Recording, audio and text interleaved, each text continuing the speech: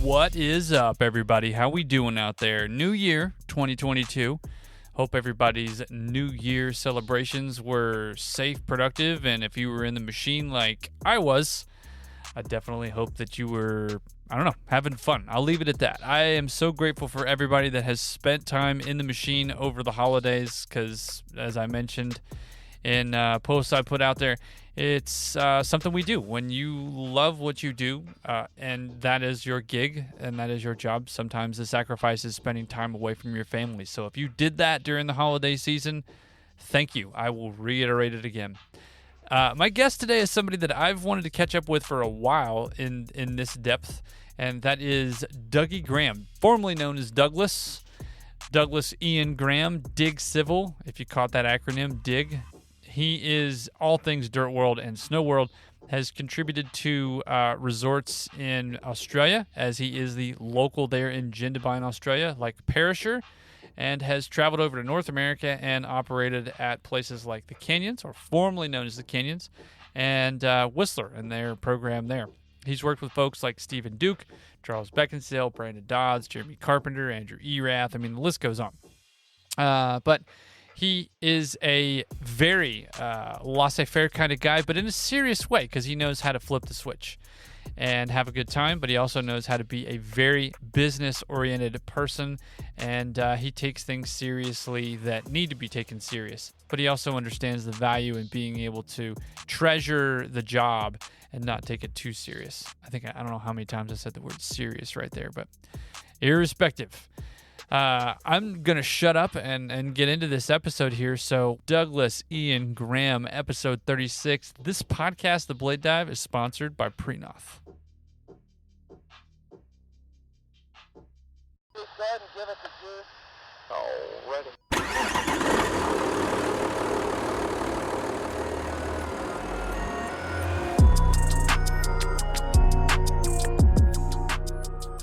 What is up, everybody? Welcome back to another episode of The Blade Dive. And, man, I got to be pretty honest about today's episode because I feel like he's going to help me relax because he's just that kind of guy. Easy to chop it up with, but fun in every aspect of living and what he's got going on. But I've crossed over the pond and gone over to the land down under in Australia, and I've got Dougie Graham on the line with me tonight. And some of the things that Dougie has done for the industry and for people in the industry, he's been around places like Perisher.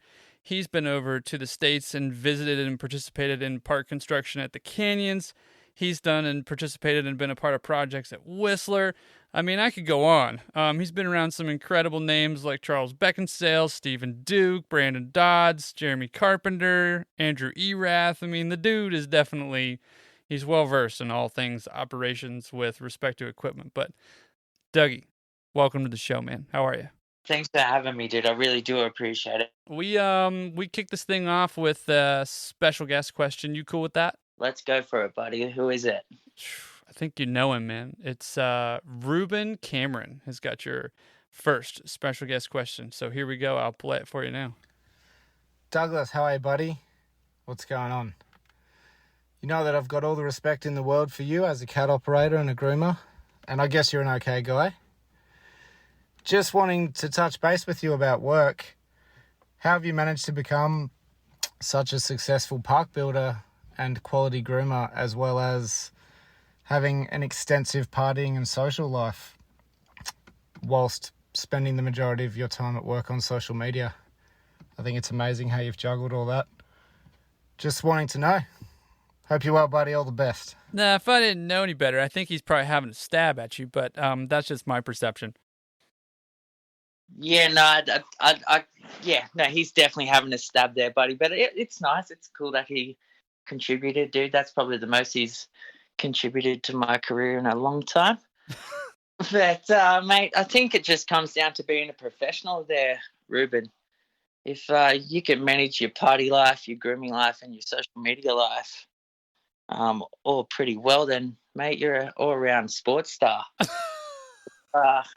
You need a hand. Sing out, mate. I'll get you on board. Nah, buddy, it was real nice to hear from you. What do you? So the thing that I wanted to ask was, there seems to be this moment in time, where I was told about a pie chart that Andrew Erath, drew.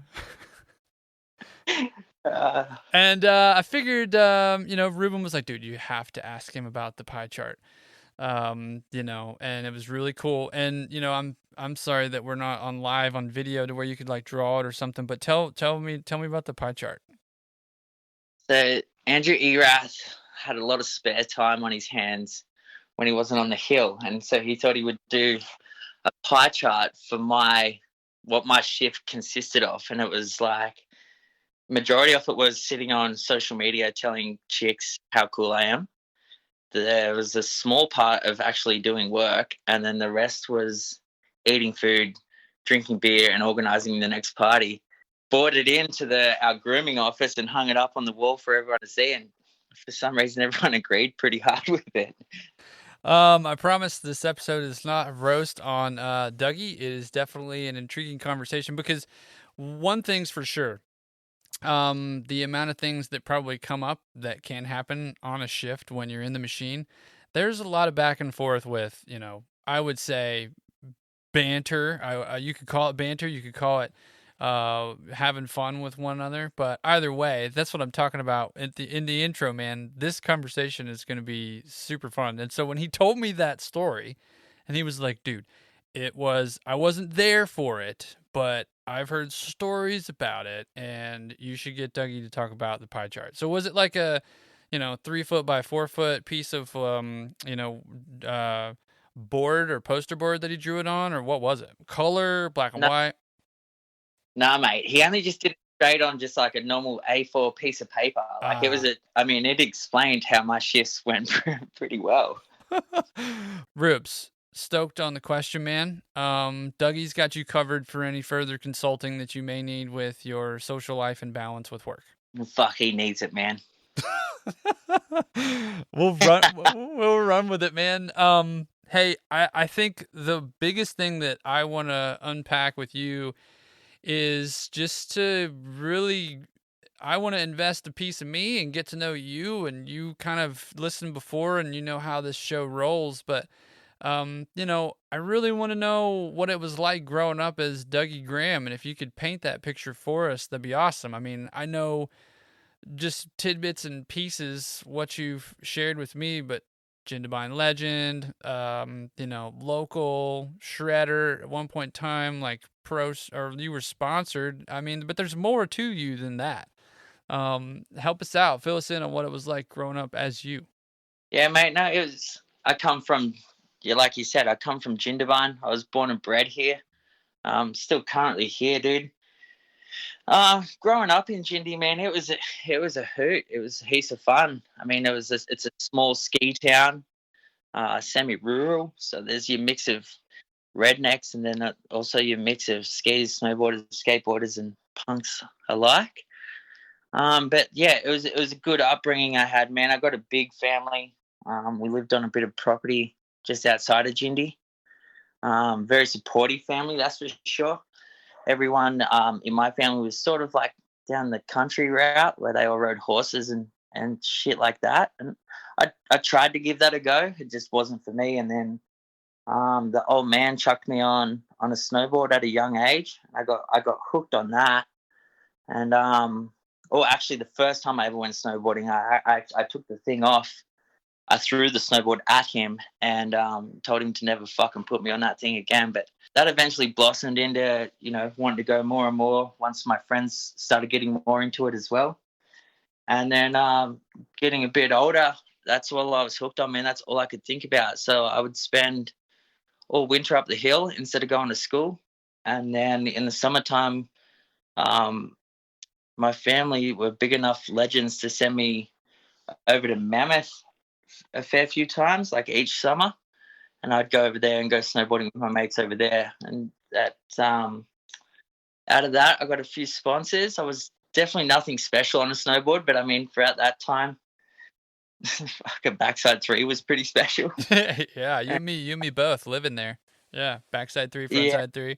That's right. So it was pretty easy going back then. So it was always a lot of fun. But yeah, come from a good family, man, and just always had fun as a grommet, and still a bit of a grommet in the head, dude, to tell you the truth. But yeah, that's what growing up in Gindy's like, mate. I had a little bit of time there, and it's a really cool place. I think it is.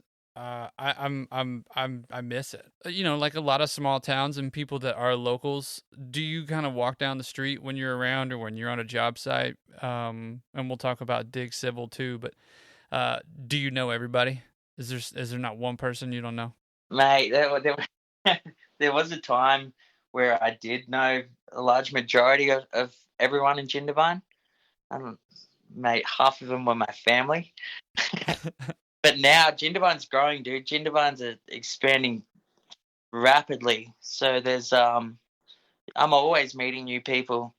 I mean, and it seems to be everyone coming to Jindabyne is pretty top quality. They're all pretty nice people. I was going to ask you this too. Obviously, with everything that's kind of happened with COVID, and in the States, we've seen this really cool explosion of, not that Perisher's a small resort, but the exposure of smaller places has kind of exploded because it's all about being outside, and the advocacy for being outside with what's happening with COVID, and so all these smaller resorts have seen an increase or an influx in visitation, and I'd have to imagine that the small town tourism has kind of increased as well. Have you seen that with Jindy during the time? I mean, I know it's different over there with Australia, and what we were dealing with restrictions was different to what Oz was, but anything there like that you saw in an influx and you were just going, man, this is fucking nuts. Like all these people I don't know, and they're just cruisy. It's good for tourism, good for money, good for my gig, but man, this place is growing.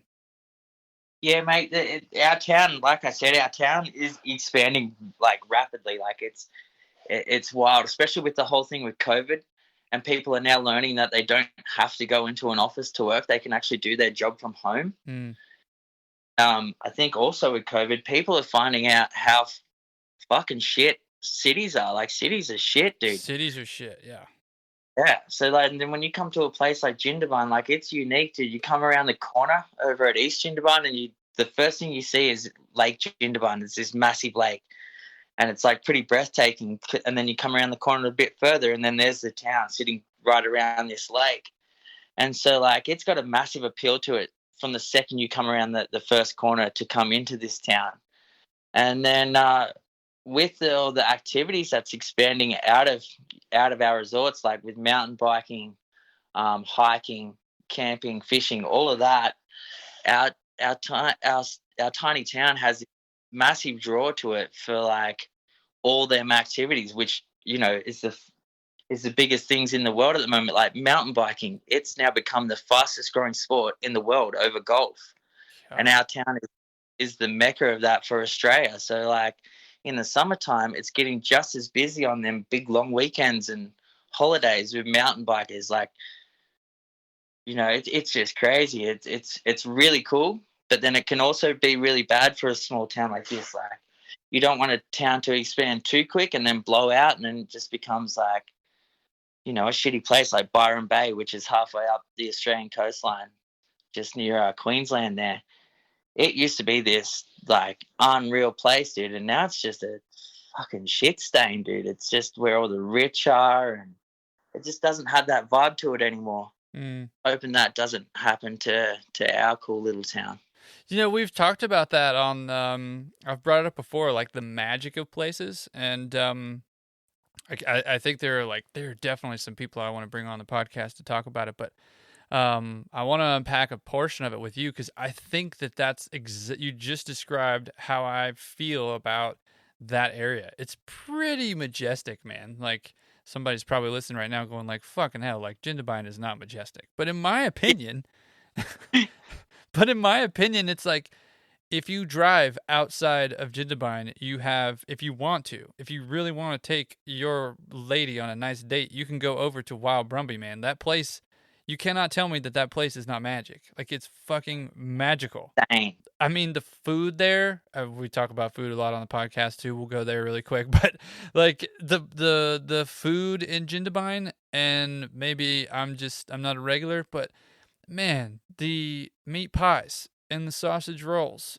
and the dude, like the bakeries there and you're I don't know. You can get amazing food. You can sit outside and look at the lake and feel like you're in a painting. But that's just me. Absolutely, man. Like, right, there's going to be people that are going to be like, fuck Jindy, dude. It's not that good. But I'm just saying, dude, like, if you're going to compare this place to the city, to Sydney or Canberra, Yeah. just, it's nice to go to them places, but the best thing about going to a city is seeing it in the revision mirror on your way out, dude. Like, it's good to go there, enjoy all the stuff that it's got to offer, but, like, no way I could live in a city, man. It's just not who I am or, like, what I could be. Okay, this might be the question of the podcast, but you mentioned family earlier, and you got a large one. One of the things that I think is incredible is the relationship that you have with your dad.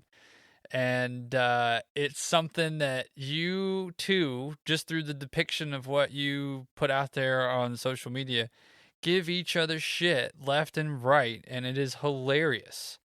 It is absolutely hilarious. I particularly like the Ruffy stories where you scare him or startle him. But I also like the Ruffy stories when he gives it back to you when you don't expect him to give it back to you and the video kind of shuts off.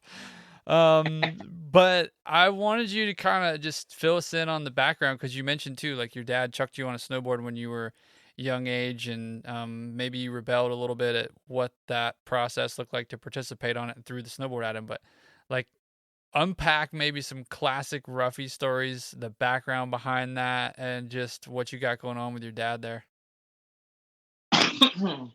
Excuse me. Yeah, so my old man Ruffy, we call him Ruffy. His name's Ian Graham, but we call him Ruffy because, man, his fucking head is rough. And hey, like, if no one that knows him, jump on my Instagram, look at the Ruffy highlights, and you'll just go, yeah, that dude should be called Ruffy because, fuck, man, it looks like he's been. Well, I was gonna say, like, tell everybody what Ruffy means. Well, mate, he used to play rugby union a lot. Like, he played a lot of rugby union when he was growing up, and he was just rough out there on the field, mate. Like, he was not a pleasant guy to be running around with a football, and just over the times, mate, his head just copped a beating. I feel like it was only his head that was in the game because he copped it. But yeah, anyway, so me and my old man have got a really nice relationship. Like, it's always funny, dude. Like, he's always going out of his way to make sure that he's gonna do something to maybe fuck my day, and then I'm always gonna go out of my way to make sure that something's going wrong for him. And it's like this constant banter. Like, from the second you open your eyes, you're always thinking like, what the hell did that dude do last night to make this morning shit? Anyway, but he also just leaves himself wide open. Like, he doesn't even know half the shit that he's doing. Like, half the stuff I film, he has no idea what he's doing, but it's just like content gold. Like, he's so old school. He has no idea that he's ever getting filmed most of the time. But like, I can't help but not film him. That's how fucking stupid it is. And for a guy that he's retired now for 15 years, he was the head of major projects for the hydro system here in Australia. So he had a pretty big role. Like, he was pretty successful. But now that he's got a lot of time on his hands, man, like, he's just, I don't know how to explain it. He uses it wisely, but it's gold in my favor. Like, it's just like, what the fuck are you doing, man? And I've got to film, let everyone see. I feel like we could do a Ruffy blade dive every day. Oh, mate. Well, it's so cool. And I think, for probably everybody that tunes into what you're sharing, like, they know what's happening, but like the backstory that you just shared that's that little tidbit, that people now know. Like, that's dope. That's so cool. I think there's a lot to be said for family, and you've got a big one. But I'd say that and you can tell me if I'm right or wrong here, but I'd say that you kind of position yourself or have positioned yourself in the industry as somebody that doesn't want to take this job too seriously, because at the end of the day, like, we're literally pushing snow. Am I right or wrong there? You're dead right. buddy, and I think that got instilled in me from the old man, like from my dad. He was always pretty quick to tell me about how hard his job was and how hard he's worked for his lifetime. Like he had to spend like ages away from the family, all this and that. His job was really serious. And so he really pushed me down the path of like sticking in a snowcat and traveling back to back, doing seasons in between here and the Northern Hemisphere. And like he always made sure that I wasn't taking it all too serious, like, because I would always bring a lot of shit home. Like I would always like have a lot of weight on my shoulders with expectations of myself, and he was the one that would be like, don't take it too serious, man. Like at the end of the day, it's just a job. Like just have fun. He always said, like, just remind yourself of what you're doing, dude. Like when you're on the hill, look around and take a look. Like you're driving a fucking snowcat, man, and you're just pushing snow. You've got the coolest job in the world, so there's no need to take it that serious. So I always carried that mentality with me all the way through my grooming career. Like, yeah, you have to be serious at some stages. Like there's a time and a place where you really got to, have your serious game face on. But there's most of the time, like you just can't let it all get to you. And so I try and push that through my peers and our staff at Parachute, like just to have a bit of fun with it, because staff morale at the end of the day, when you've got, at Parachute we've got 31 guys, when they're all rubbing their eyes and they've been working massive shifts and whatnot, you want their morale to still be high to come back the next day and produce a good product and actually have fun with the job themselves. So like I've sort of just took that upon myself to like make sure that I pushed that and I showed that within myself. So it's like not everything has to be completely serious, but there definitely is a time and a place. Yeah, and I was going to say too, along the two questions really. First one would be, was it Matt Clem that kind of pushed you towards jumping into the machine? That'd be question number one for sure. I'm curious. It was, mate. Yeah. So me and Matty Clem, we've been family friends since I was born. Like we're a really close family. My parents are really good friends with his parents, and then just that's just the way it went. I beg your pardon. He's much older than me. Like he's heaps older than me. I was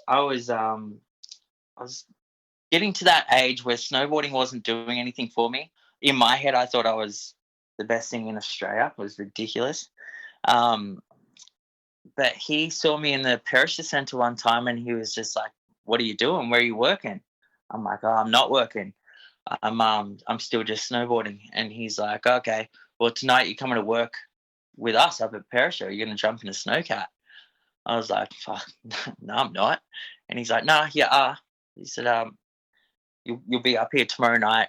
Come and jump in a cat. We'll take it from there." And then, so I listened to him. I went up and I jumped in a cat and did a few nights, just riding along like anyone else does to get the feel on what was happening.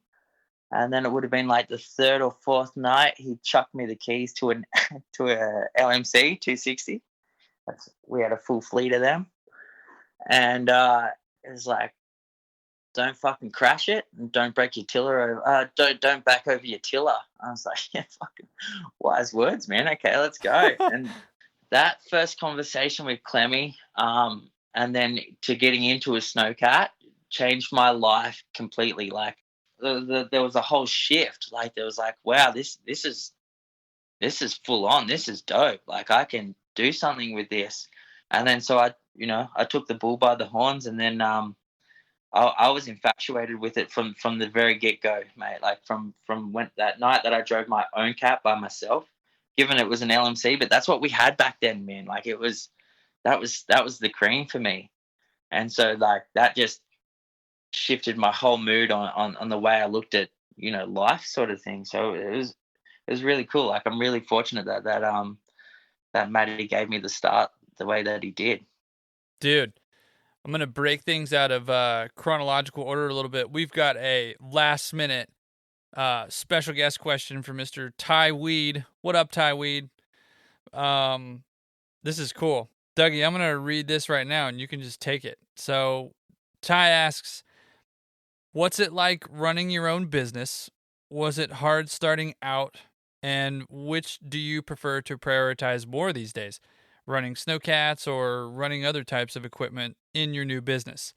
Ty goes on to say, it was great having you a part of the WB Parks team.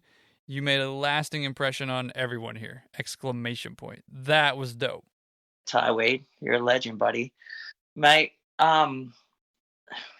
with running a business and then also dabbling into terrain park building for Perisher, mate, Perisher was a massive part of my life, and like I was everything came back to Perisher and Perisher Parks. And then when I started a business, I was like very focused on making sure that I did good there. But to have to step away from the Perisher Parks headline sort of thing, so to say, it was tough because I mean, like, terrain park builders are dedicated people, and like they've got a lot of pride in what they do. And so the way I see it, man, like, Perisher Parks was mine and Charles and Brendan's, and everyone else that's worked on it was our love child. Like, it was our thing. So when you got to step back from it to run your own business, which is also really cool, you still also have that gravity to go back to want to help at Perisher, or just not even, it might not even be helping. I might just be getting in the fucking way. But like, I always want to go back and make sure that I'm doing something to contribute for Perisher, whilst also running a successful business. Do you think that it was easier to make a decision that was maybe more sustainable? I know I'm kind of being edgy with that question there, but you only get one life. I guess that's what I'm getting at too. And there's certain things that you've got to kind of figure out how it all gets initiated with respect to starting a business. But like, you do get really cool opportunities to operate amazing gear with what you're doing right now. Well, yeah, I absolutely, dude. Like, I'm lucky that my business is operating machinery. So like, and I'm a machine nerd, dude. Like, all my friends know that best about me. Like, I'm a fucking nerd when it comes to machines and trucks. Like, I love that shit, dude. It's sick. I'm still that kid stuck in a sandpit from like being a grommet. I'm like, that's me still today. But yeah, I mean, it is tough to walk away from something that you held in such high regards, and that you put so much pressure on yourself to make sure was number one. Like, for that time that me, Brendan, and Charles were building Perisher Parks together, like, we were coming up with some fucking pretty heavy shit, man. Like, we did some pretty cool stuff, and like, in a blink of an eye as well. Like, a lot of stuff was popping off and going really well for us, like really well. So like, when that all started to fade out, there was always that expectation to try keep that going. But once like Brendan stopped coming back over to Australia, Charles started running his own gig and whatnot, and then it was just me left there again. I was like, I always had that feeling I had to keep that ball rolling. But just got to a point where, man, that dynamic team's not there anymore. So then having the business to focus on made it a lot easier to like take that back seat with Perisher. I hope that wasn't too deep for you there. No. That's what we do. We do deep blade dives all the time on the blade dive. That's why it's called the blade dive. Well, and I get that question a lot too. It's funny, like, people are like, why do you call it the blade dive? Well, if you've ever taken a blade dive on the snow, sometimes blade dives can be accidental because you just break into some super soft material. And other times they can be completely unexpected, but not necessarily intended. So maybe accident still applies in the same way. But either way, it's a bit of a surprise. And sometimes that happens in life, and sometimes it happens on the snow. And so it's kind of a double play on words there. And no, man, like go deep. I was gonna ask too, or maybe just your business has a really cool name, Dig Civil, and I think you should tell everybody about what's going on with that because, for one, you were doing that stuff kind of during the off season from the winter, and it's not like you're just some schmuck operating an excavator. Like you're really good at it, and you turned it into something that you're passionate about. And yet there are all these, like, don't get me wrong, like you are operator, machine nerd, but you had to really learn how to operate a business and checks and balances and what does it look like to make the right debit or the wrong debit and all these different things that come and fold overarchingly within a brand, and you're doing it, dude. Yeah, mate, it's a strange one, Parker. It's crazy, mate. Like starting a business, just being an operator. Like I don't want to offend anyone here. Operators aren't really known to be the most business savvy, biggest brained sort of people. Dude, there's a fucking sitting in machines flat out is because, well, yeah, they're smart in that way.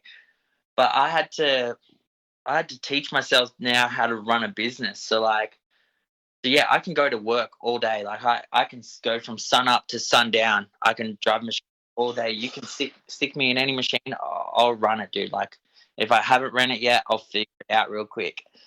But the real work starts when you get home and you have to open up that computer. It can be pretty tough. And so I think that's been the biggest learning point for me, mate, is just like how to run a business, like how to open the books. What the good moves are compared to the bad moves, where to save money, and when to spend money. So it's a massive learning curve, dude. But I'm frothing on it so far. There are so many resources you can go out there and you can get that info, but there are so many individuals that have created relatable conversations, whether it's a podcast or a conversation in a direct message to somebody on social media, or it's a text message thread, or somehow you get somebody's phone number and you're just cold calling them. There we go. Yeah. And you're hitting them up on whatever means of communication for some insight. But on an open forum like this, we have dude, like you're a very well known person throughout, I would say, definitely the Southern Hemisphere, and you have dabbled a lot in the Northern Hemisphere.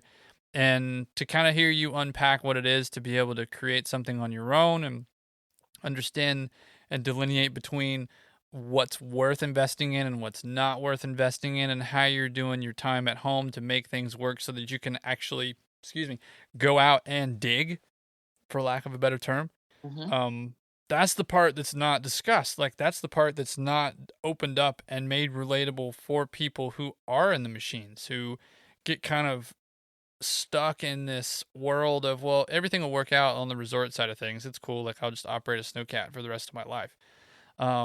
But like it would be really cool to talk about. Not now if you don't want to, but it's how much. I would be curious to know how much did anything you did during the summer operation realm of things, whether it was a dozer, excavator, that you were running either for the resort or another company you were working for, that helped you kind of go, okay, yep, I got this, self-esteem booster, I can go do my own thing? So once I stopped traveling in between Australia and the Northern Hemisphere, I jumped on board with a civil company, driving machines for them on the south coast of Australia, and it was all good. Like it was all gravy. We just running different machines every day. And then I sort of got it was a morale thing. It was like, I was working with all these older guys that they fucking hated going to work, dude. And I don't want to be around people that don't like what they're doing every day because life's too short. You never know when your ticket's up. So like, I've never ever wanted to be that person that's going to work just because it's the paycheck. And so that sort of hit me in the face. And then there was a job offer for the contracting company that was up building the mountain bike trails at Thredbo with a company called Dirt Art. And I got a couple of mates that run the Thredbo MTB scene up there, and they put my name forward to Simon French, the guy that owns Dirt Art, and I jumped on with them for a summer building mountain bike trails in a mini digger. I mean, it was still operating, but it was sick. Like, it was fulfilling work. It was something that you could put your name to, and I was all about it. So I did 2 summers of that, and then I mean, and you get a lot of experience when you're hanging off the side of a hill in a mini digger that can't support shit. So like, it was really good for that. But then from there, I then went back to the civil company, worked for them, and then just finally got the shits with it. I was just like, fuck, man, I can't do this. These guys are, some of them are really miserable and some of them are really good to be around. But like, just at the end of the day, like, that's what their life was just going to work, driving diggers, talking about going to the pub on a Friday, and then that was it. Like, I don't want to be around this. And then I had a chat to my boss at the time, and I was like, look, dude, I'm out. And he's like, yeah, sweet. So I started my own operator hire company. So I just like would go operate other guys' machines. Stepped in with a local guy in Jindy, and we did a lot of the excavation for the new chairlifts at Perisher.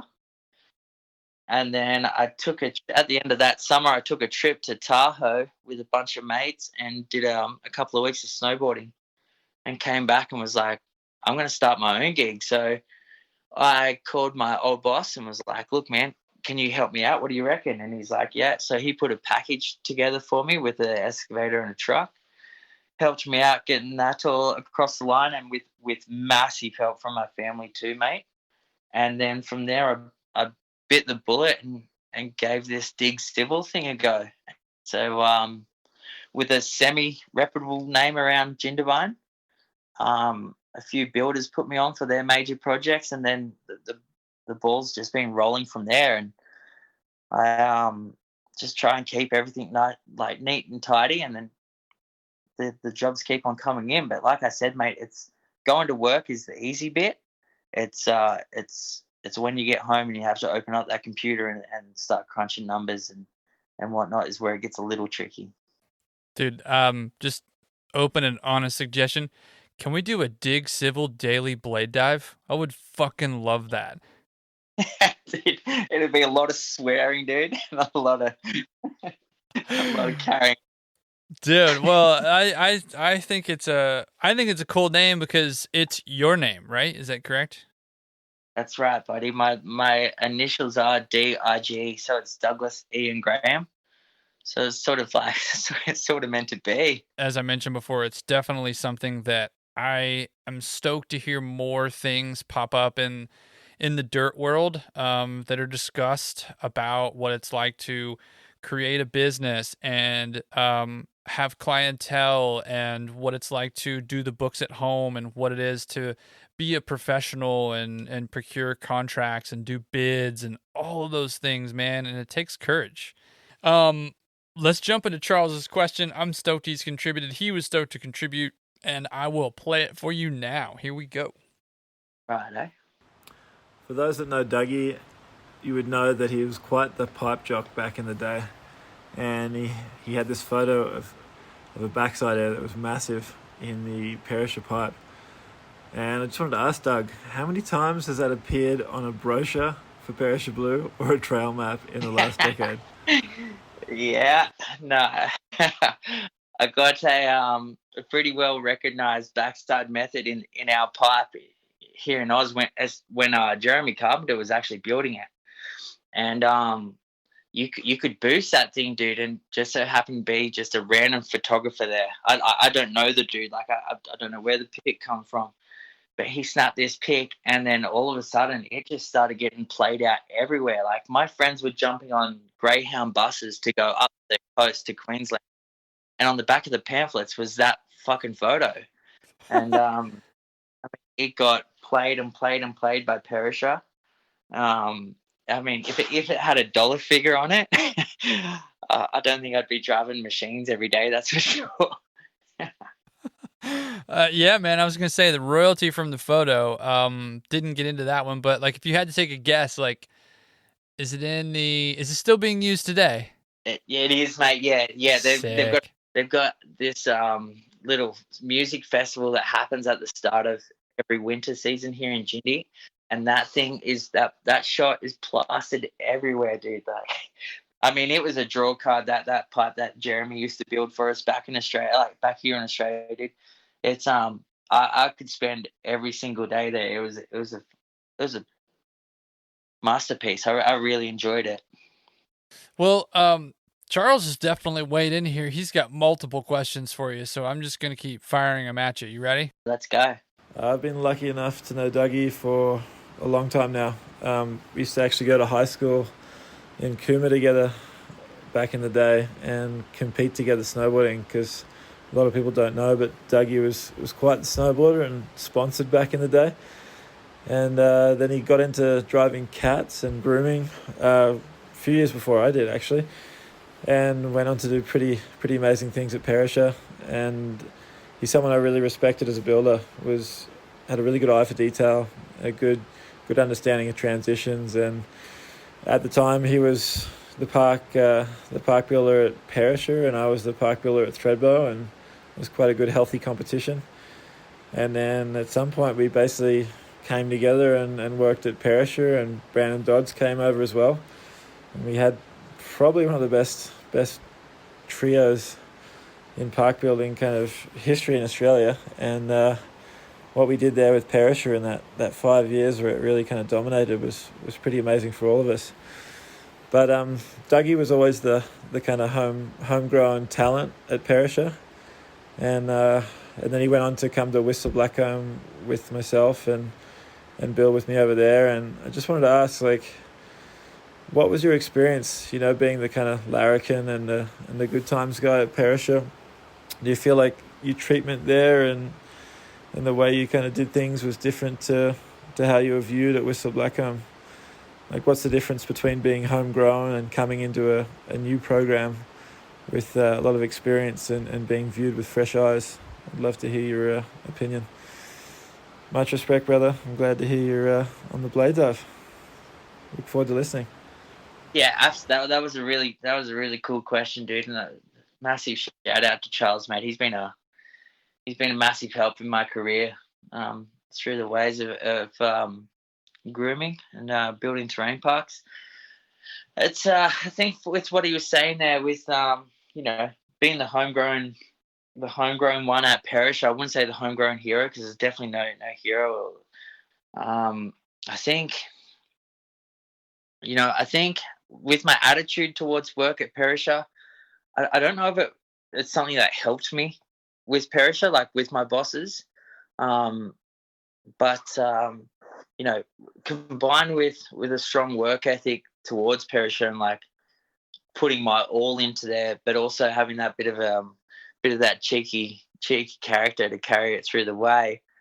When Charles got me on board at Whistler Blackcomb, and I was a little fish going into a big pond, man, and I had massive expectations of myself to go over there and work for them, because I mean their terrain park program at the time, and still is, sorry, was dominating. So when we got over there, like any larrikin or any party boy, they're sort of, it's pretty quiet at the start. There you got to feel it all out. You got to get around the people you're working with and see what it's all about, see what the work's like as well. And then once I got comfortable with the work, once I knew righto, so like, we've got a good thing going on here. So me and Charles were working on the Blackcomb side, so like the larger park side together, and it was just like working together back at home. So like that was easy. And then it didn't take too long before I found out all the guys I was working with they were massive legends, but also the free groomers and the winch cat operators, that they were larrikins as well. Like, I do a week on, week off over there, and then I felt that I could make let my my inner smart ass shine, and they took a shine to it. They liked it. So I think doing strong work, but also being able to be a smart ass and a good times dude is just, helped me get everywhere I've gotten to. I made some really good friends there really quickly, like through the free grooming guys and also the park grooming guys like Lucas and Ty and Casey Anderson. Like them guys I hold really high up in my books because they were just lovely from the get-go. Like they were just fucking nice dudes from the get-go, and they were out to do the same thing. They were out to produce a really cool product. Oh, and Marty Gotry, dude, no one's ever had a boss like Marty Gotry, man. He is the GOAT. But then I also made heaps of good friends in the the workshop guys. There was guys I still talk to, like that I talk to today, that work in the workshop over there. Like I feel like everywhere I've been, I've always tried to just make sure I've taken it all in and tried to meet as many people as I can, had as much fun as I can, and just made lasting impressions on people, which I think paid dividends in itself because now I've got heaps of friends everywhere. It's cool. Well, I think there's something to be said for that. I was just gonna say, for people out there listening that don't know the definition of larrikin, because I didn't. It's it's an Australian English term, basically describing somebody that could be mischievous but is rowdy, but for the good reasons. You're a good-hearted individual. Basically a disregard for social or political conversations, just to use an analogy. But you're more interested in what it's like to live and take the best possible route with your soul, if I was to describe it, man. That's right, Parker. Like I've sat down and had a good conversation with our CEO of Perisher. Like I've got a pretty good relationship with him. And I sat down and he just wanted to pick my brains on how I thought the place was going, like what my take from what Parish is like at the moment. And I explained to him with some of the people there, I'm like, I feel like some of the staff morale is super low. Like I feel like some people are like not too stoked to be coming to work here. And I was worried about that. That was something that played on my mind whilst I was sitting in the snowcat, about other people that weren't too stoked to be working in a ski resort. And it made me think, like, at what point does people come to a ski resort anywhere in the world, go, hell yeah, this is the place. This place is sick. I'm going to stop here and I'm going to get a job here and it's going to be rad. So then first couple of years are really rad, but then when it turns into like a bit of a full-time job for them and then they're not so stoked with it, it always makes me wonder, like, when did you forget the first reason why you came here and why you started, doing this shit? And it really hit home to me. I was like, well, I don't ever want to be like that. So I always want to keep this job cool and fun. So I always just like stick that into the back of my head. But like it really does play on me, man, like how some people that are working within ski resorts are so fucking miserable to be there. But yet if they look outside and what they can do within the day, like take a ride break, to go do something like no one else can do on their lunch break at the moment, and enjoy it. And it's something that that I think about a lot. Yeah, it's like the little subtle things in the job that you have or the task that you have. It's like stop and smell the roses. Do you know what I mean? Yeah, absolutely, man. Would you take an opportunity at Perisher, or would you continue in the direction you're headed? Because I know you just mentioned like people value your feedback, man. So, and you've made big contributions to the snow world. I just wanted to pick your brain there. Mate, it depends on like what the sort of terms and conditions were. Like, I'm super stoked to be in my lane running my own show right now. It's a good lifestyle, and I'm really stoked to be putting this pressure on myself and seeing the return on Dig Civil like myself. It's like, don't get me wrong, I'm not like absolutely killing it in the bank account, but I'm doing well enough to pat myself on the back just for myself. But in the ski resort world, I'm not too sure, man. Like I got to a point where I was the assistant manager with Matty Clem for Perisher. So like I went from sharing the terrain park manager's role with Charles, and that got to a point where it was like, well, we don't need two captains for this one ship, and Charles is like the man for the job. And so I took a step back on that one, and then Perisher offered me a role of being the assistant grooming manager for our whole grooming department and our operation, which was pretty massive. So like, but I still had my pulse on the train park thing with Brendan and Charles, but just I had a bigger picture to look at. Like I had, 30 other guys to also worry about, not just three guys stuck on Front Valley building some cool shit. But so and then once I got given all that, it was cool, but I was getting pushed away from what I really, really liked about driving snowcats. Like I fucking love driving snowcats because I love terrain parks and I love building terrain parks. So when I was getting pulled away from that to take care of other things, which you have to do being a manager, it sort of took the shine away from from frothing on driving snowcats, and I sort of got a little bit miserable with the job. Like I sort of wasn't too stoked on who I was becoming within the job as well. Like, having to ride guys' asses because you need them to cut back on hours, but you still need the job done. But the only reason you'd be riding them is because you got bosses above you that are riding your ass, and you're like, well, fuck this. These guys are doing massive days, and then you want me to go down there and tell them to like hurry up. I was like, it's just not me. Like, I'm cool with like running the gig, but don't get me to be an asshole. Like that's just not who I am. And so I sort of felt like the higher I was getting at Perisher, the less desirable the job was.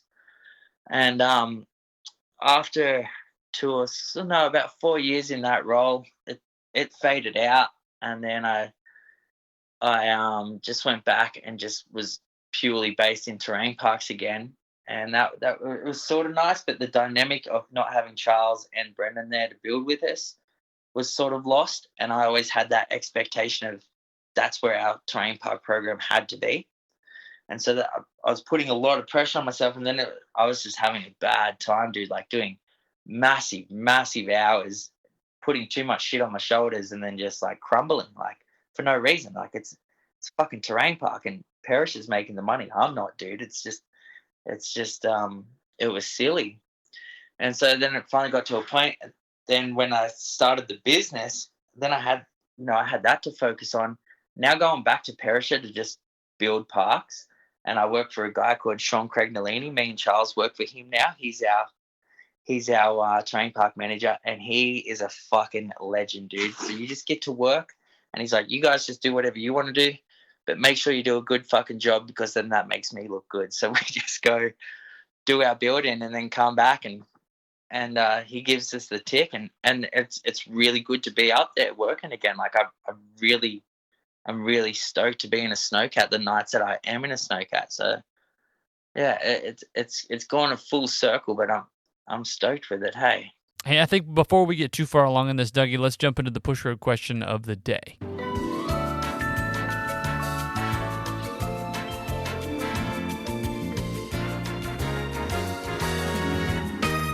Push road question of the day. That is right. The push road questions of the day. They have kind of turned into questions, Dougie.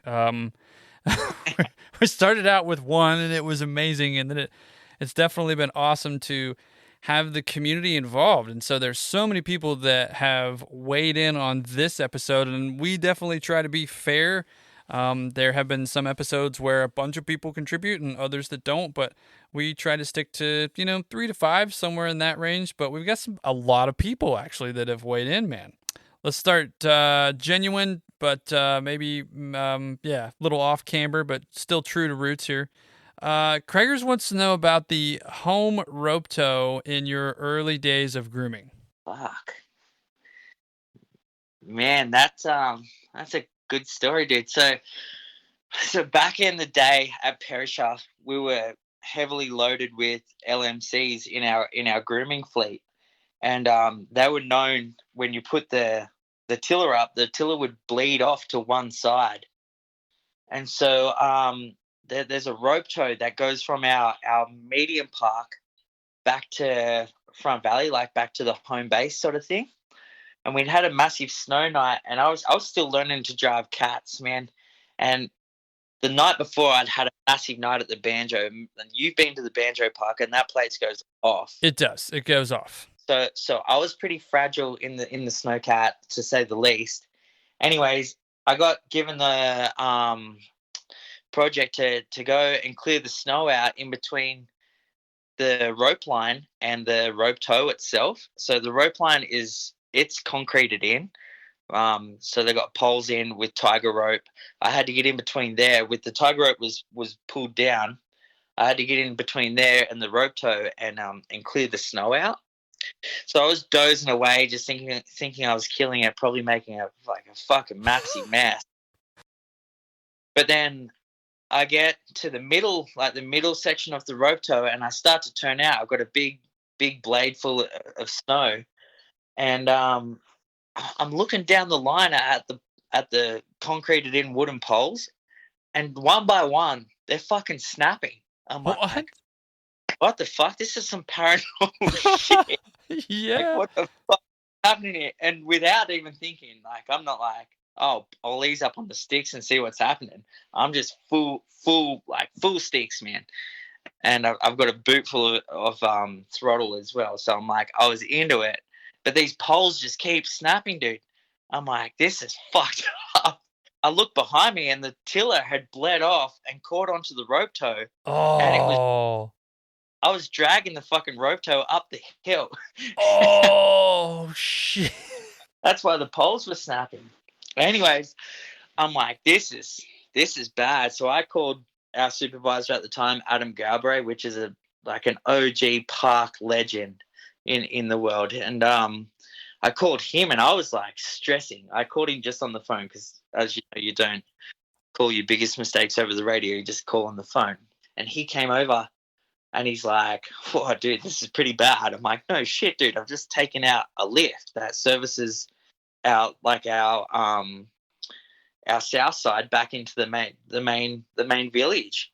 And he's like, well, all right, let's just get yourself untangled here, and I'll just send you on another job. I'm like, sweet. Anyways, went through the night. Like, I was almost about to faint, dude. I felt sick from how stupid it was.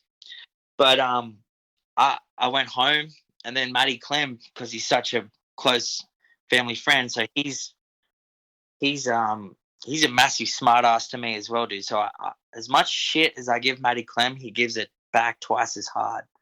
And so my boss calls me in the morning. Matty Clem calls me in the morning, and he's like, "Fuck, man, you better get back up here, dude. The bosses are ready to blow. Like, they're going off. You just took out a main service lift." I'm like, "Oh shit." And he's like, "You better get dressed up, put a collared shirt on, get up here, look front and center." Anyways, I go up into the mountain office, and there's Matty Clem, Mick Fernside, Andrew Kennedy, and Pete Brulisau, the top dogs of Perisher, sitting in this office. And I'm fucking stressing at this point, dude. Like, I'm sweating. I look like I'm going to a funeral.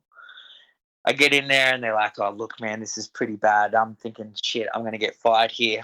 And I just kept my head down, because still that smart ass in the back of my head, I was still laughing at it in the back of my head. Yeah. But also at the same time, I'm almost starting to cry out loud. And thinking that I've just fucked it all for myself. And then I look up, and them guys are there trying not to laugh themselves. I'm like, what the fuck? And they're like, yeah, it was pretty bad, man. It was real bad. But the way I had to pay for it, the way I got out of it, I had to bring 4 cases of beer up for the lift maintenance guys to say sorry for pulling the lift over. But that's that story, man. That's how I got out of that one. Damn. Yeah. Wow. Okay. Well, I'm gonna keep. Sean's got some good ones, so we're gonna keep going with them. What about the? Sean also asks Craig Nalini. I love his picture, by the way. The The time, tell us, Sean wants to know, tell us about that time that Berto lived at your parents and your girlfriend came home. No. So Berto, Mhm. Andrew Burton was our snowboard coach. When we were young kids, like mine, Sean's, and a few more snowboarders in the scene back in the day. And he got invited to live at our house out here on the property just whilst he was down here for the season.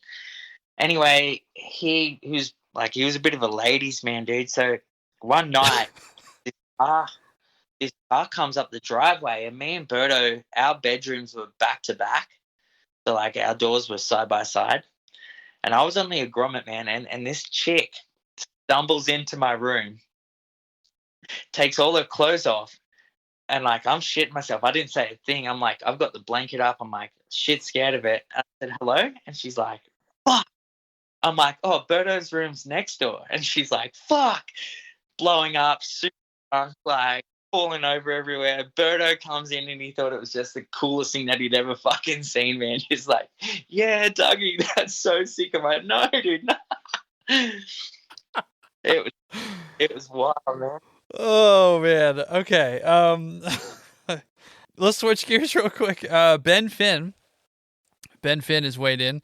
Ben asks, what about the time you sank that LMC in the creek? Oh, dude. Yeah, man, I got stitched up on that one. So Adam Galbraith, the guy I was just talking about previously, one night, it was a stormy night. We had a lot of snow, but then followed by a lot of rain.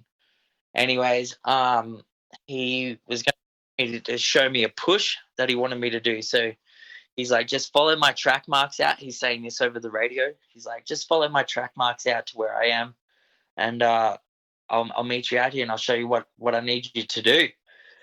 Anyway, so I left like our base camp area, and then I started driving, following his tracks, and all of a sudden, where I knew it was a bridge, and I thought we were right on top of the bridge, and then this LMC just plummets, dude, just falls like it was coming out of thin air, sort of thing, and then the water was coming right up against the window, and so I had to jump out of the LMC, kick the door open, jump out of the LMC, jump on the roof, and then fucking radio into the mechanics down in Smiggins and tell them what had happened.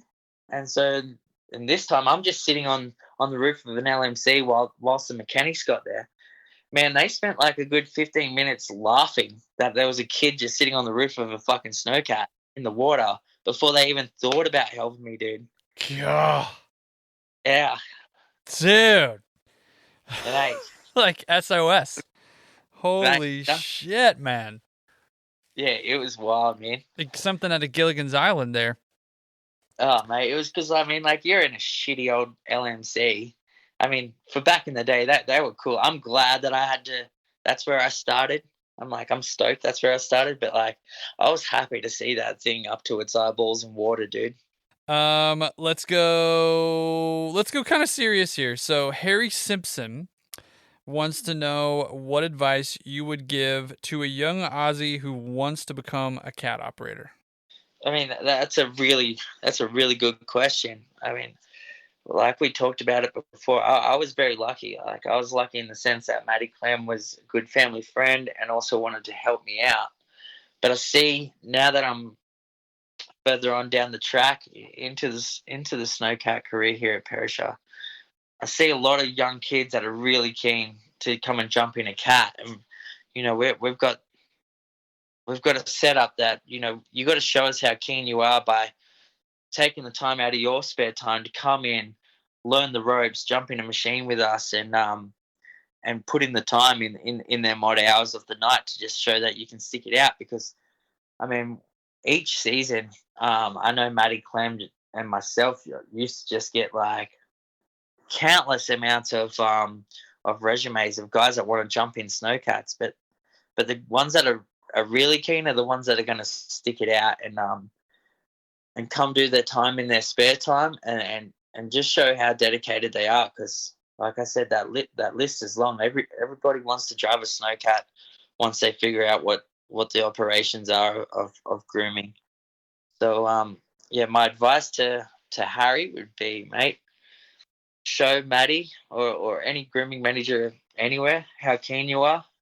Be persistent, and then when you get in the cat, treat it like gold. Just be nice to it, and you'll go far away. Solid. I think that's solid advice. Flynn Medson has weighed in, and he wants to know what is the best pre-grooming shift snack and drink combo. Thanks for the message there, Flynn. Good question. I'd have to say it'd have to be a nice fruit salad and a bottle of water. Said no fucking groomer ever. Man, it's whatever junk food you can get your hands on, whatever amount of coffee you take, and go for it, man. Oh man, that was great. That was amazing. There are so many from Crackers. Oh, mate. I'm cracking up here. There's so many. There's so many from Harry, so many from Craigers, so many from Finney. Oh my God. Let's do one more, Sean. Let's see. Okay. One last one from Craigers. So Sean wants to know what happens when you do a good job. What a dickhead. Craigers is the one that gets the pat on the back from the upper management team. So we always go out of our way to make sure we do the best job we possibly can just for that fucking guy. Man, hell of an answer too. It's good. It's good. Well, hey man, thanks for being a part of the Push Road questions of the day. No worries. Oh, that was so good, man. We haven't even talked about your time in North America, USA, and working for the Canyons. I was gonna ask how did you get that gig, and what was it like? Yeah, early on in the piece when I got comfortable enough in a machine, I really wanted to travel overseas, and I had a few friends that were always doing back-to-back seasons in Park City, Utah, and they would always just rave about that place. And so I really wanted to check it out for myself. So I got in contact with the Canyons grooming team there, and they put me on as a terrain park groomer. And so I flew to the States. I had nowhere to live in Park City. I just had a couple of friends there. I ended up living on their couch. I was meant to be there for 2 weeks. I stayed there for the whole season, just living on their couch. Damn. But sort of lied to them. I told them I'd done a lot more terrain park grooming than what I originally had done. And they just threw me in the deep end. I got put with a guy called Steve Duke, who's an absolute legend. If you guys don't know who Steve Duke is, you guys need to know who Steve Duke is. Cab Rails, Stephen Duke, Cab Rails, right? That's right, buddy. Yeah, he had a rail business out of Salt Lake City called Cab Rails, and he was the main builder for Brighton. He did a lot of work at Park City, but then he was the boss when I was at Canyons. So I was working for him and a guy called Andy Marsden, who was the other guy in the Snowcat.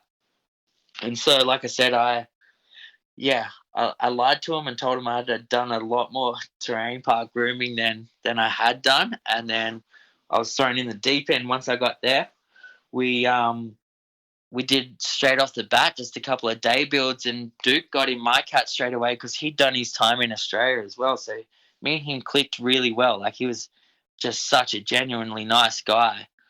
But I think he picked up pretty quick that I wasn't as good as I said I was. So, but he wasn't like, all right, you're not going to be a terrain park groomer. Hooroo, we'll see you later. He just worked on it. He's like, righto, this is what we've got. Let's run with it. And so in that season there at the Canyons, like, I learned so much from just being thrown in the deep end. Like, when they say being thrown in the deep end is the best way to learn, it actually is. Like, we went through everything from, like, just normal park building to, placing rails, building new features, building stuff for photo shoots, doing all this and that. But he was always there right by my side especially with Andy Marston. I made really good friends with this young guy, Tim Semple, and he was on our terrain park crew, but he just had these contacts coming out his ears, dude. Like, there would be days where we'd go shredding, and then you're sitting on the chairlift with JP Walker because it's like one of his best mates, and like for a young Aussie kid from Jindy, seeing that, well, for anyone, it's JP Walker, dude. He's the fucking man. But like, I was just blown away by the magnitude of that place. Just one, the skiing and snowboarding, but then this guy and his contacts and the friends that I made through that, and then also the grooming and the terrain park operation. It was just the whole thing combined was a massive life lesson in itself, and I'm frothing. I got to have a dig at it. It was really cool, but it set the benchmark for where I was going to go for terrain park grooming, or what I wanted to go for in terrain park grooming. I have another special guest question for you. We have a bunch of people that have contributed to the episode because everybody loves Dougie Graham. So without further ado, I believe this is going to be Jake Halverson that I'm going to play for you right now. Here we go. Yo, what's up, Dougie? I got a quick question for you. So you've been involved with some cool projects at Perisher for some pro riders, but I was wondering if you get more joy out of working on special events and private builds, or building the park for the public. Stoked to listen to your episode. Hopefully see you back at Perisher sometime soon. Oh my god, that dude is the man, dude. Like, if he's not a pro snowboarder in the next 10 minutes or the next best thing to hit a snowcat, dude, I'll eat my hat. That guy is the man. But to answer his questions, mate, I think I've been privileged enough to work on some of the coolest projects that Perisher's ever done, or like the Southern Hemisphere's ever done. Like, I shouldn't say Southern Hemisphere, more Australia. And there was one period in time there where myself, Charles, and Brendan were just flat out on one, building the parks program there, but also we had a obligation for special projects with Mark McMorris, and then 3 with Shredbots.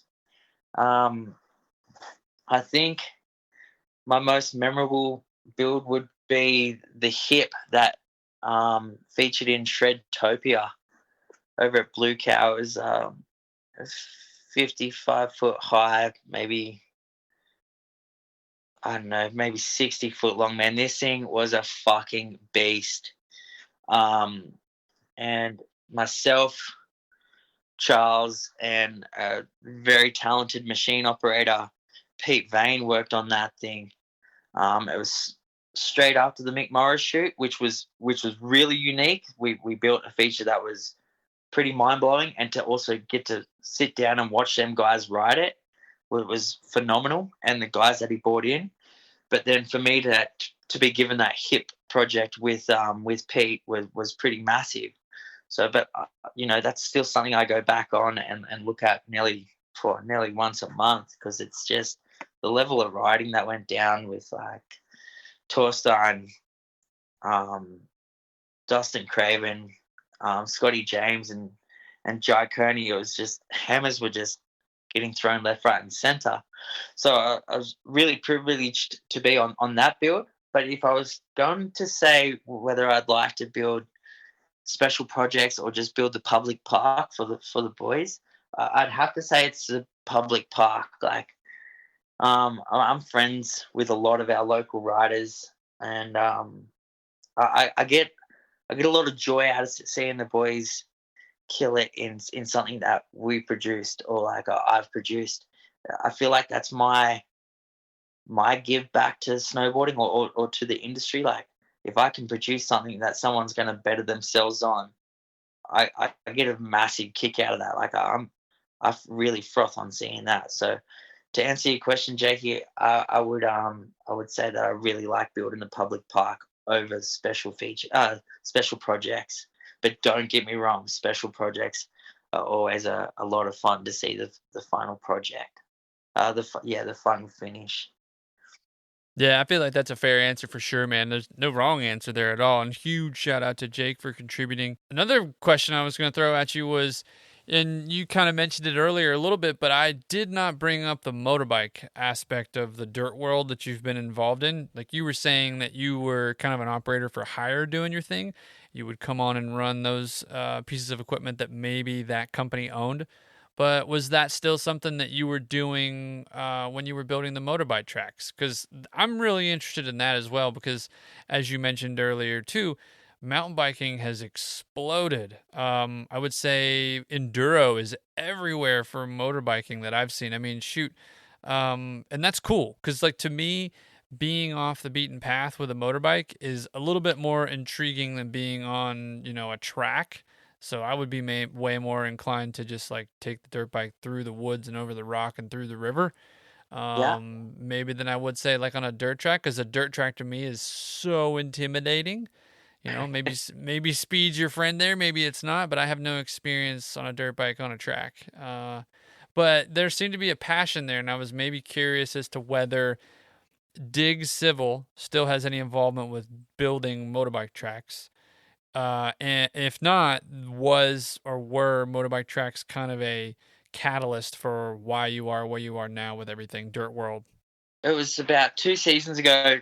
Matty Clem, our boss, was into me to buy a motorbike. Would hound me. I'd be working and get 1,000 messages whilst in the snowcat of bikes that I should buy. And so that sort of got me hooked. And a couple of the boys that we work with at Perisher are really talented motorbike riders, like Jamie Taylor. Like you see that guy walking in a straight line and you think, oh shit, this guy, how did he get this far?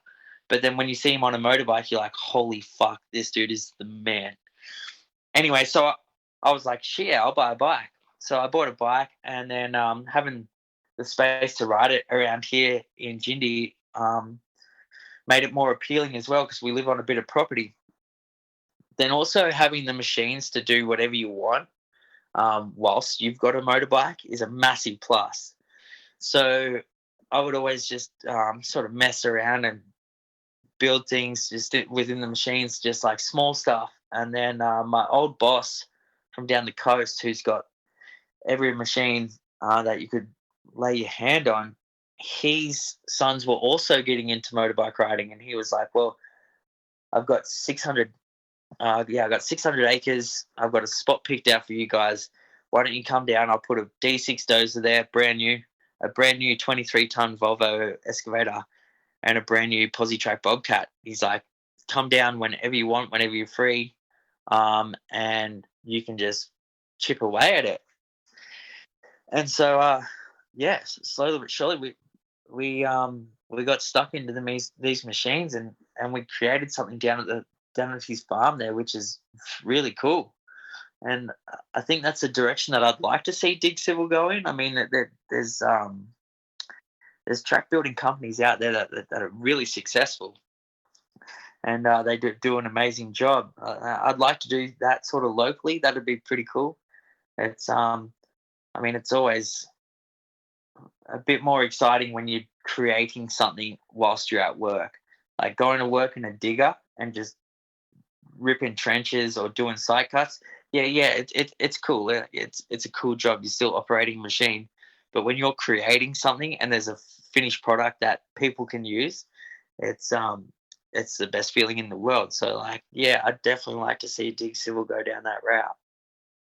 Yeah, that's sick, man, because you do good work. I mean, and it looks fun. But outside of the dirt and snow world and your experiences operating machines, how would you define yourself? So maybe who is Douglas Graham? And if you weren't doing what you're doing now for a career, what would your dream job be? Mate, who is Douglas Graham? Douglas Graham's the biggest smartass you've ever met. Probably someone that needs to grow up a bit. I think if I was going to describe myself, mate, I'm just a really fun-loving guy.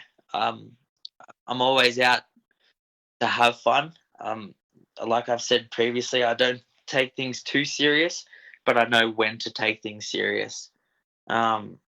if I wasn't doing what I'm doing now, what my dream job would be. Oh man, it'd be nice to be a bit more talented on the snowboard or even a surfboard or something like that.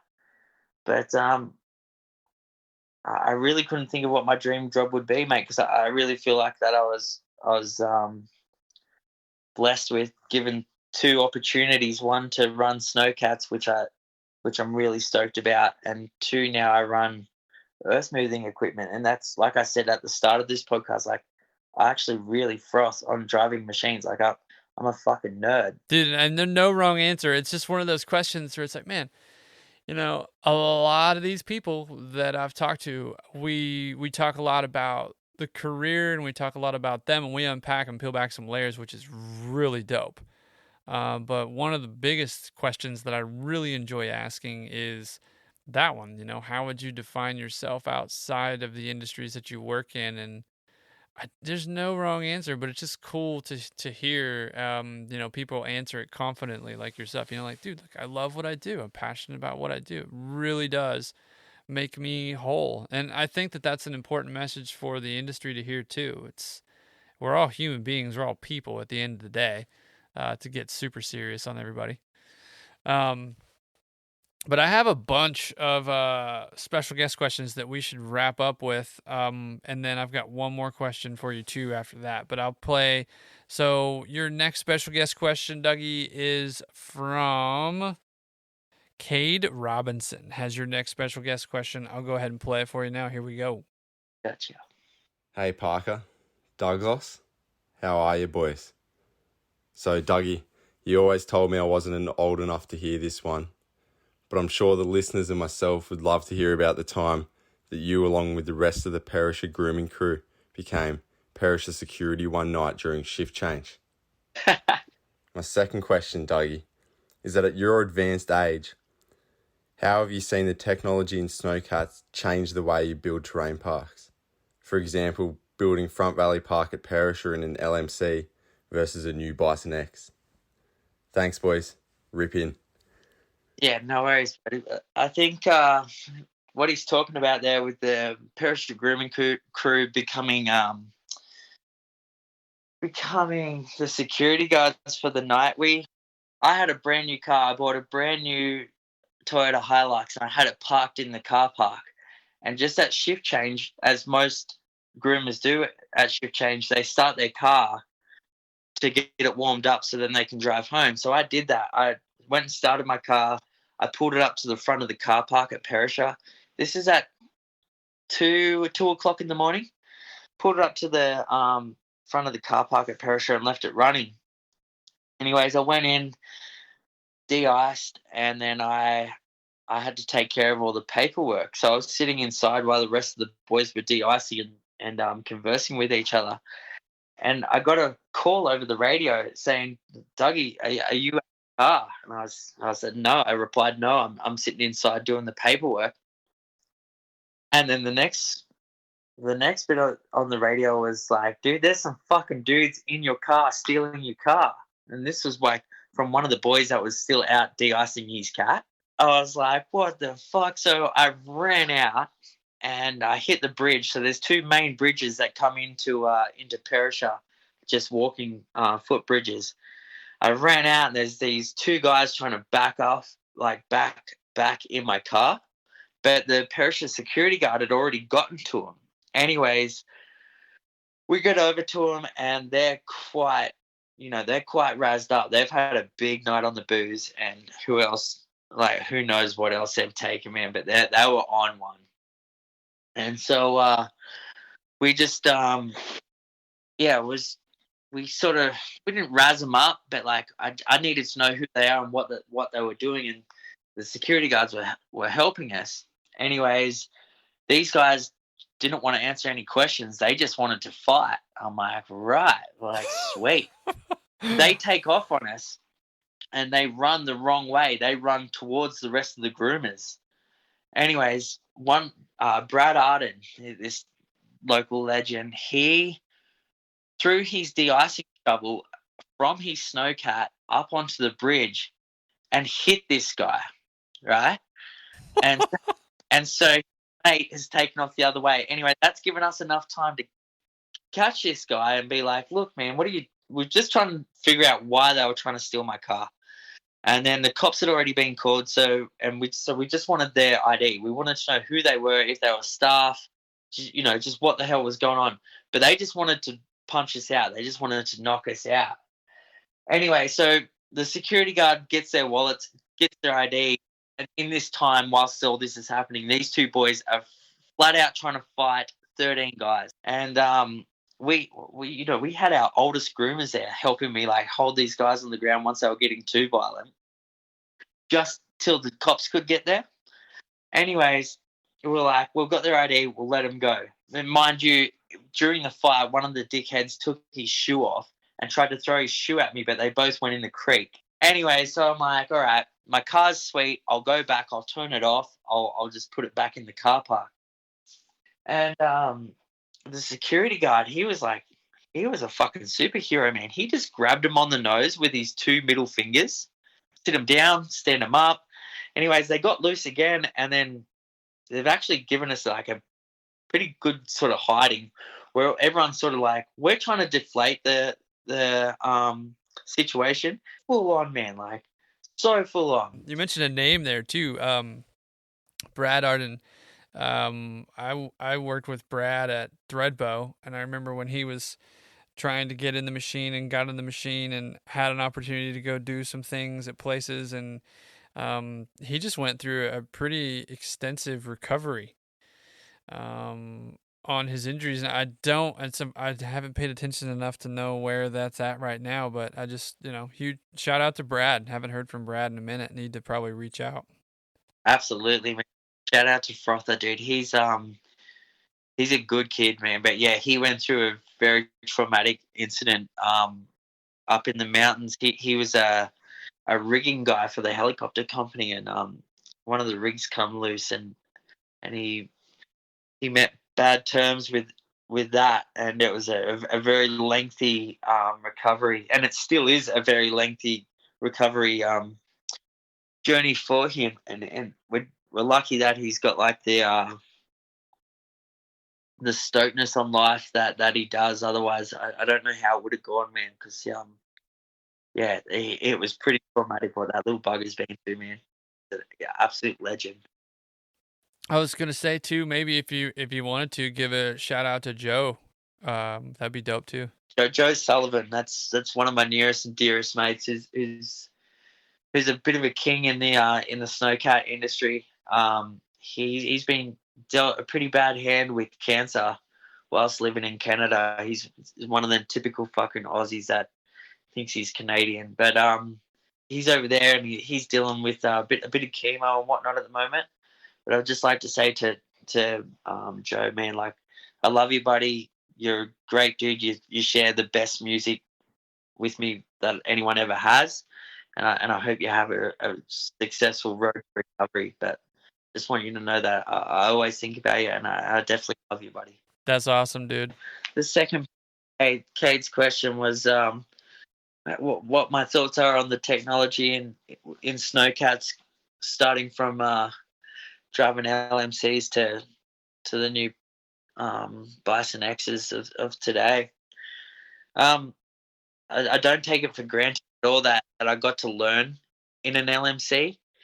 Like, some of these kids are coming straight into machines that are like, man, they're full on these new Bisons and the new Puck Bully Pros. Like, they're amazing machines. Also the 600s, the Lightwoods, all of them, everything that's on the market today is just out of control.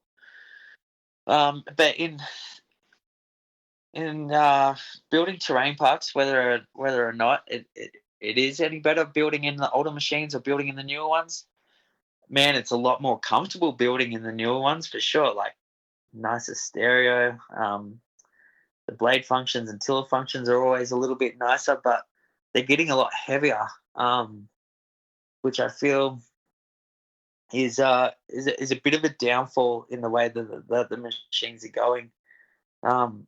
They're big slugs of things now, man. Like, when we were building in, 275s or the 350s, they're a nice light machine. They're well weighted. That they stick and climb up anything. But yeah, so I'm fortunate that I got to go through the whole process of going all the way from an LMC to running what's out there today, the latest and greatest. Technology is, I think, embracing it is super important, but being respectful of where we've come from is clutch. I gotta ask, Dougie, where do you think, just with coming off of the future question and the technology component there, but where do you think the future of the snow industry or the dirt world is headed? You can take it any direction you want to. Equipment, people, perspectives, but what do you think? To be honest, mate, it's exciting times of what's ahead. There's, in the snow world, I think they're. I don't want to sound like an old school kook here, but I feel like they're over complicating some of the machines. Like they're going a little bit too heavy on the electronics on some of them. That sometimes you just wish that they could just dumb a few things down. You know, make it the machine that it is. Like it's really cool that we're going through making them cleaner and greener, like with all these emissions, like the DPS systems and whatnot. Like that's really cool. But I feel like they're just getting a little bit too out of hand. Like I talked to some of our mechanics at Perisher. We just have a joke like you don't need a mechanical trade anymore to like a diesel mechanical trade to work on machines anymore. You need an IT trade. And then in the dirt world, some of the next tier machines that are coming out, like there's some really really neat stuff happening. So all in all, yeah, it's super exciting. It's just how techy are they going to get? Like when's enough? Yeah, those are all really good points too. I think, like I said before, it's embracing it, clutch what it can morph into. Like, I don't know, are we gonna have RC controls? Have you seen some of those with the Bobcat and what that's like, just to be able to remote control it? Yeah, I have, mate. We've been doing a little bit of work here in Jindabyne. They're building a new airbag facility airbag facility, and I've been doing a bit of the overseeing of the jump takeoff preparation.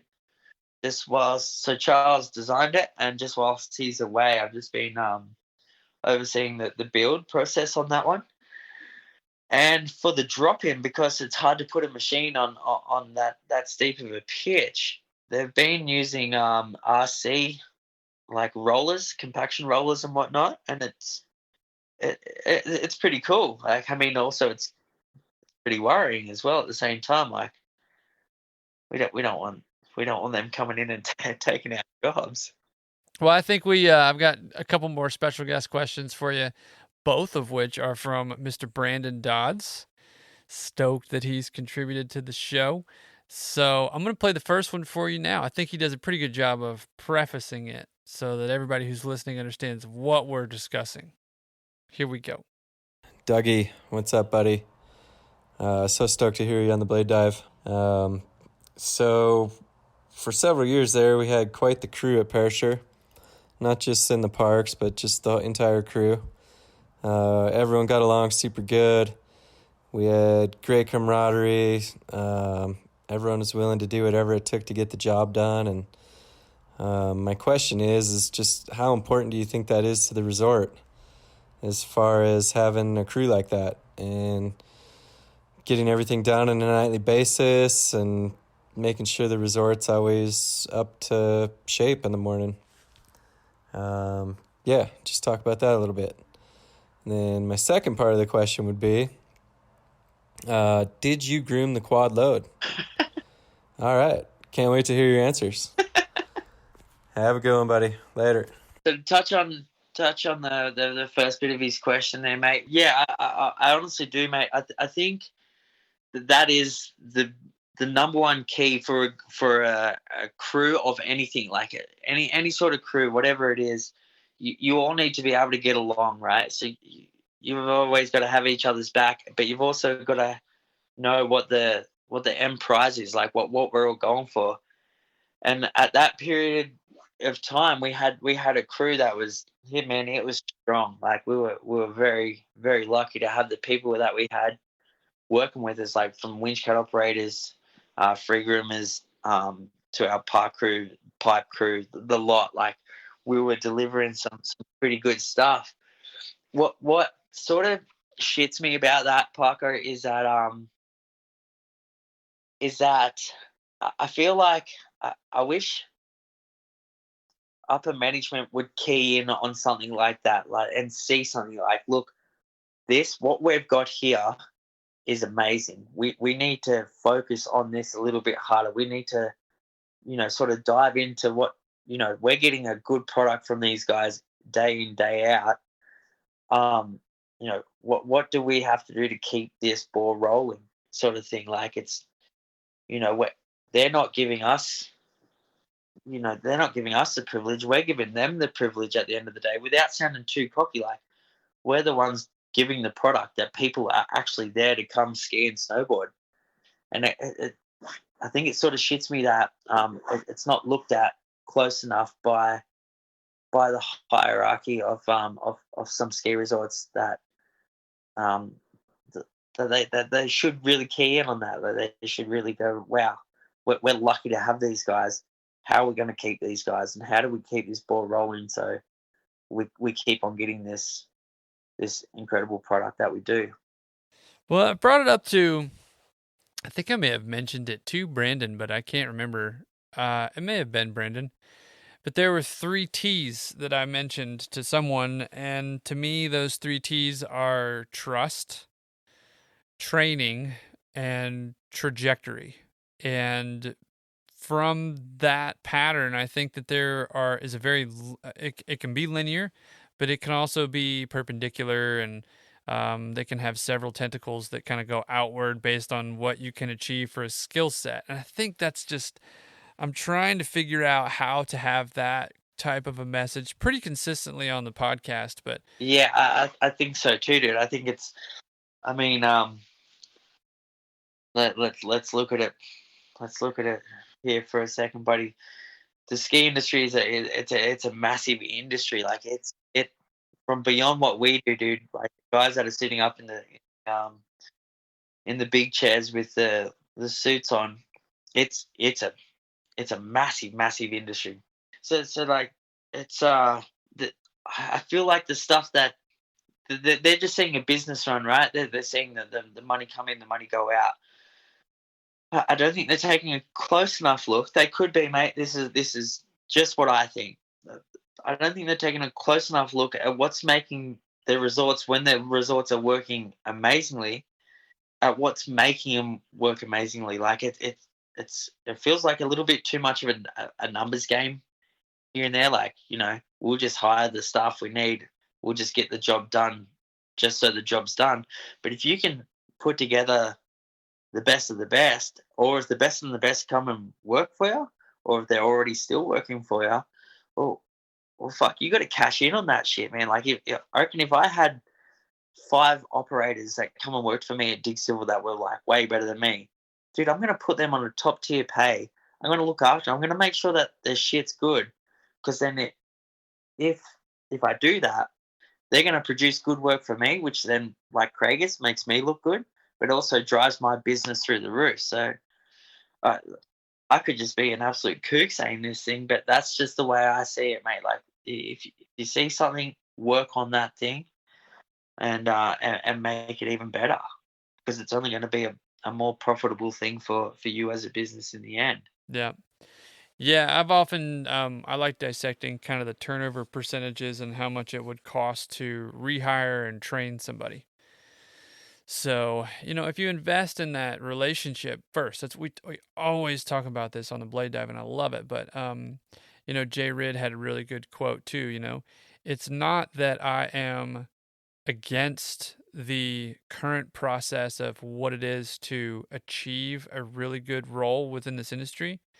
It's just that process is different. And so I'm not currently experiencing the difference because I've already achieved my role. So how do we continue on the path that we have already set in place for this new generation that's up and coming? And I just, man, that was profound. And it's not that knowing the answer right now is of most importance. It's how do we make that process that's different understandable to upper management, I think is what you're getting at there. Yeah, absolutely. Yeah, it's take a bit of a closer look at what's really good, and work on that for them. It's yeah, the person, the object gets something out of it, but the resort as a whole gets a massive pat on the back by looking after that person, because that person does good work. Their morale's high. They're frothing to be there. That's something to be said, I reckon. Yeah, oh, I reckon it is too. What do you think about the quad load? Oh mate, fucking quad load, that fucking thing, dude. When you're done grooming Front Valley, you have to groom the quad load. And every fucking night, Matty Clem would call me on the radio to ask if the quad load's done, or at shift change would be like, "Is the quad load done?" I'm like, 100%, man, 100%. That quad load is fucking, it's done, man. And it's 100% never done, dude. I never ever do the quad load. Yeah, and so now it's just a rolling joke with all the boys that know about it. That if they ever call in to me to see the quad load's done and I say yes, they know that someone's got to go back there and fucking check that the quad load's done. That's awesome. Memories are everything, and people and relationships are priceless. And I think that the amount of people that have contributed to your episode prove that. I just wanted to take a minute and say thanks for being a part of this. Nah, Parker, I really appreciate it, man. When you first hit me up to do this podcast, I was like, why the fuck does this dude want to talk to me, of all people? Like, you've had some pretty heavy hitters on this show. But I'm stoked that we've got to sit down and have a chat. Like, I mean, me and you have known each other before this anyway. So when you worked out here in Thredbo, we've randomly met here and there. So it was good to just sit down and shoot the shit, really, man. And to all the people that don't really like people swearing, I'm really fucking sorry about that one.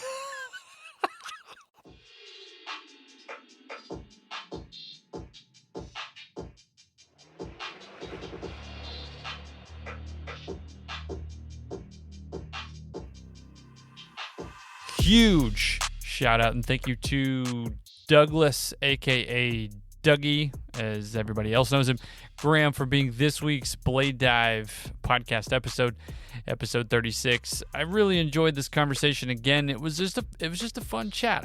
I mentioned before, I've known Dougie for quite some time, but I've never had the opportunity to sit down and chop it up, and he mentioned the same thing. So it was really cool to kind of be on the same level there with where we wanted to take the conversation. If you are not following the podcast yet on social media, make sure you're doing that. We can be found at The Blade Dive everywhere, so check us out.